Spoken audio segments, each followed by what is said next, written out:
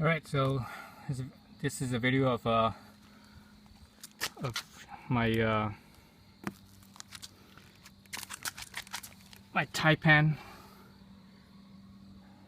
Mutant 22 caliber using my Atlon Talos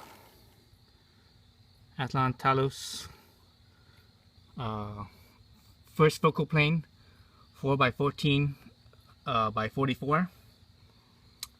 I also have a sun the little sun visor little sun visor part right here. This is actually not Atlon. It's not made by Atlon. It's made by, I believe, Primary Arms. I basically just, since this Atlon is a 44 objective, I basically just picked a Primary Arms 44 one and tried to see if it fit, and it was a perfect fit, and it matched too. It matched the color as well. So sorry for the darkness. My the sun had just set it about half an hour ago. So let's back it up a little bit. You see the scope size in relation to the gun. So this is a Mutant short 22 caliber. So you see the scope actually ends before the shroud does, but with the sunshade, it extends a couple of inches more. And I also added a UTG side wheel. I was able to squeeze it onto the Atlon side wheel, so it's a good fit.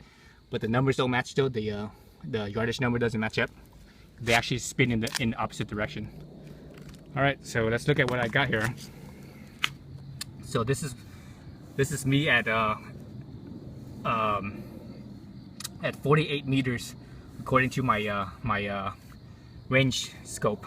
48 meters. That's about what, 50 yards or so, maybe a little bit over 50 yards here.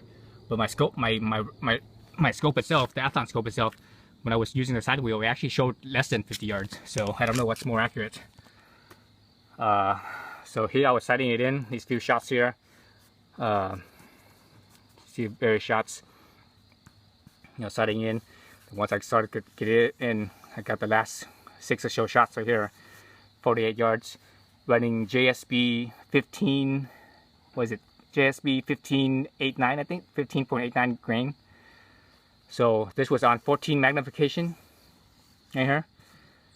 So and I wasn't on the bench. I was actually sitting on my roof,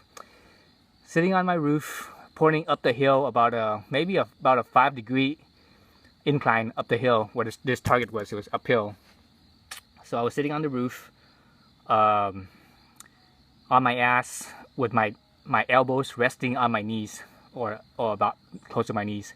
So definitely not really resting the gun on anything. I try to lock myself in as securely as possible. So let's look down over here. So this is 14 magnification. So this here is everything's the same except for I changed the magnification to 12 magnification. So it's actually a pretty tight group. I think I was most steady in this one. Then over here was a 10 times magnification. Everything the same, 10 times magnification.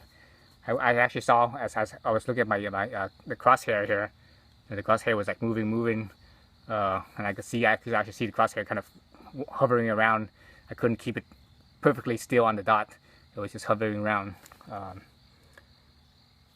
So one of the things I wanted to test out was not just the range, or the tightness of the group, but also at 50-yard range, because this is the first time I've shot this thing at 48 meters, a little bit over 50 yards. So first time I shot it at that range. Prior to that, I only shot it at 25 yards or so. So I wanted to test that, but also I wanted to test the scope itself. The scope I only bought over the summer, and I haven't used it much. And I actually just started shooting this right around sunset. So, and you can see how dark it is. It's getting kind of dark and gloomy now. So we're in the twilight hours, if you will. So I want to see how bright the glass was on the Atlon scope. It actually wasn't too bad. I could actually, you know, at the 48 meters, obviously at 14 yards, excuse me, 48 yards, I could see all these holes except for where the black spot was. I didn't see I couldn't see those holes when I hit this, and I didn't see a hole. I was like, what the heck? You know, where did my pellet go? But coming up here, I see it now. And I'm like, okay, there they are. So even going down to 10 times magnification, I can still see the holes. You know, obviously not as big as here or here at 12 or 14, but even with the 10 time magnification, it wasn't too bad. And the glass was actually not so decent. I mean not so bad. But then again, this Atlon scope was the first. This Atlon scope was the first scope that I've had. First scope that I have that's actually kind of expensive. I mean, or relatively speaking, it's not really expensive. It's only $300, but that's the most expensive scope I've ever bought. And I'm looking at getting another scope, Leopold, fixed magnification with an adjustable side wheel, but fixed magnification at 12, because I don't think I'm gonna use anything less than 10.